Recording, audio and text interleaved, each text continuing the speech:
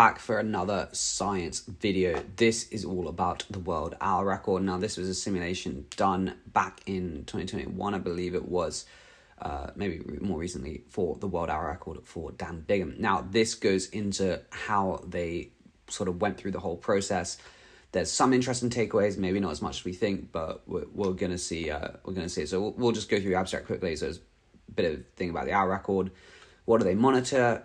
Speed, lap time, power, cadence, heart rate, estimated body temperature, CDA, which is obviously aerodynamics, helmet, angle, rotation, and rock, biomechanical, and this was helmet, thigh, and foot positions, and So this was all they did. You can see the cyclists didn't do 54 kilometers, which was the goal.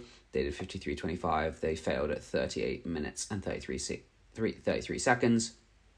The conclusion was decrease in power output, increase in body temp, changes in pedaling kinematics, and increase in aerodynamic drag. This meant he failed. So kind of interesting to see that heat was a big factor in this, and maybe also aerodynamics as well. So we'll kind of go through the introduction. I would not say is worth reading too much. It just describes the hour record, which I hope, understand. The participant, Dan Bigham, 75 kilos, CP 353, so not crazy. That was in the position. Not absolutely crazy numbers, but we all know Dan Bigham is extremely aerodynamics. This was done February 2021. He was on the Argon 18. We can see some things. He did some warm-ups, so it's interesting to see what warm-up he did. Maybe 22 minutes at 60% CP, 3 minutes up to 80%, and then 2 minutes at what he thought he'd do hour record, about 360 watts. They did some lactate sampling as well.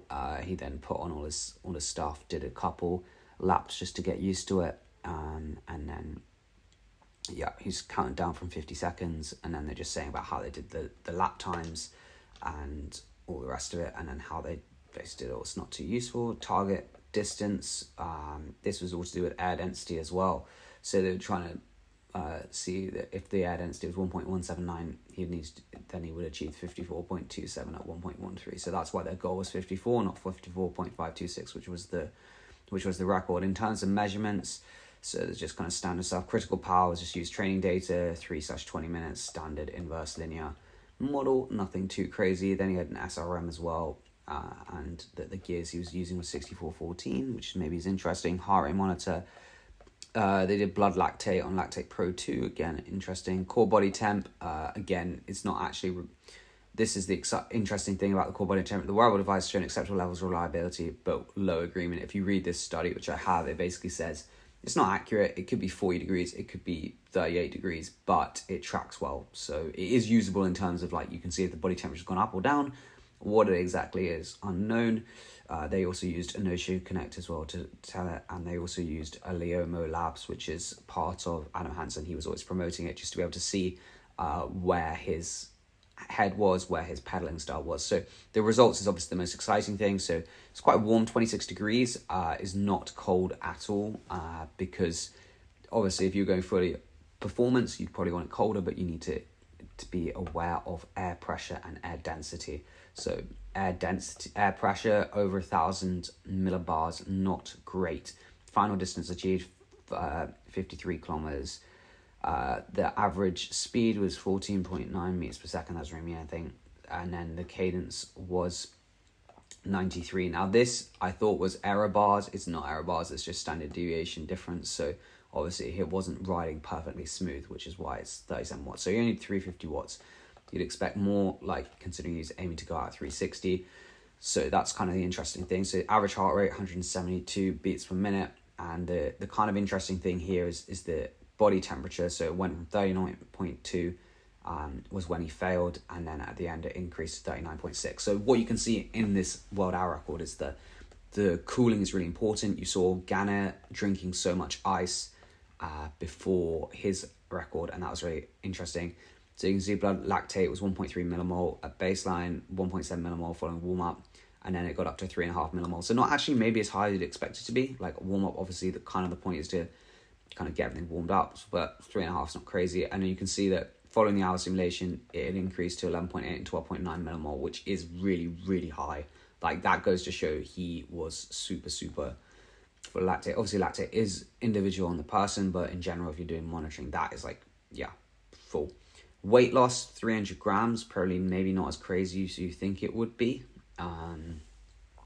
But, sorry, I read that wrong. After the simulation, 74.8. So actually 2 kilos of water loss, which is quite a lot of weight loss. The CDAs was 0.1637, which is crazy low. Crazy low. And you can see some of the different angles to do with like where it changed. And we can see the foot and thigh segment ranges were higher, and the leg smoothness remained unchanged during the post-task failure compared to pre-task failure. All measures were lower during the post-task failure compared to pre-task failure. So that, I guess, goes to show that his position had changed because he fatigued, which is something that, again, in time trialing, you need to pay attention to. Same with the hour record. The task failure, this is kind of the exciting bit.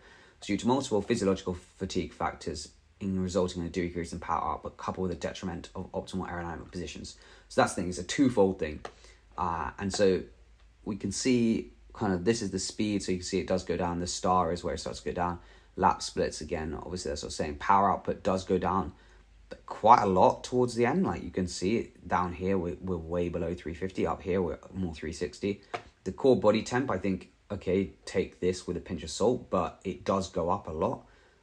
And that really goes to show that you do need good ability to manage thermal, manage heat effectively, because after 20 minutes, you're reaching pretty high. I mean, if this is right, that is really high. 39 degrees is super hot for your inside your body. You could also see that they were trying to go at 360, which is above CP, similar to Endurain, which is quite a lot. Obviously, it's really hard when you're riding above CP for an hour, so that's like no surprise that the blood lactate was so high.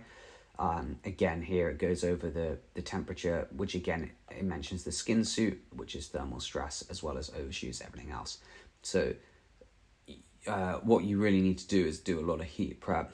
And then this again is like a more detailed analysis of exactly everything. So you can see the helmet angle was 36 degrees, then after it was 43 degrees. How they planned exactly what, like the post-task failure, I guess, is when he fell behind schedule, but it's kind of interesting that it was done like 22 minutes to go. It's actually quite a long time out. Leg smoothness, actually, I mean, I don't really understand leg smooth particularly. I mean, they don't really define some of these measures exactly, but you can see helmet rotation is bigger by quite a lot, and CDA has gone up. Not like, I mean, I guess it's gone up, what, like 5% or something, so it's not insignificant, but it's not like as crazy thing. Obviously, core body temperature is kind of the biggest thing. Heart rate's the same. Cadence is lower, but that's just a byproduct of speed because he's on fixed gears, and power is significantly lower. So it is quite interesting. So here we go again. The compacts of dehydration are significant. So again, I think that's really something that people are focused on. The body mass declined by 2%, which is likely due to fluid loss. This level of dehydration was within normal ranges. And then it said, after 40 minutes, I was so unbearably hot, I lost control of my breathing, just couldn't maintain the pace anymore.